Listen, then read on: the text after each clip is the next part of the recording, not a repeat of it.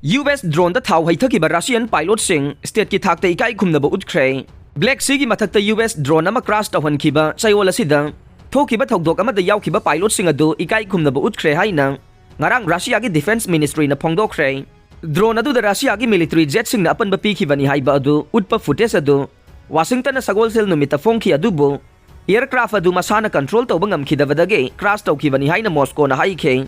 Mayok na badu na Moscow amasung Washington gi marakta ungkhana badu hengaran khre amasung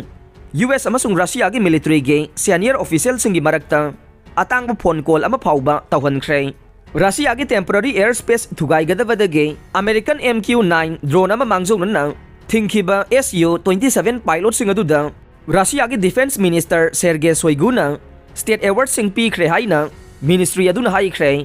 Ukraine Russia gi military intervention adugi sarukoina Black Sea gi mathakta international norms matungina makhoina airspace restriction sing thamkhibani haina Moscow na haikhe irai numita Su-27 fighter pilot sing aduna on board weapon sing sisinakide UAV aduga thengnakide amasung makhoi gi mayumge airfield da soingamdana halaki haina Moscow na amugan na sena ngangnakhe Moscow ge matam 0930 GMT 0630 rom tabada Aruba khutpai ge mahiyama waina drone adu masa matomda crash tawkhibani hainasu Moscow na mugan haikhe surveillance ki damak MQ-9 sing United States na sizinay amasung attack sing pangtho e drone makhalasi Russia gi navy gi forcing gi mathakta mijeng ama thamlaga Black Sea gi mathakta matam sangna dage operate tawrakhe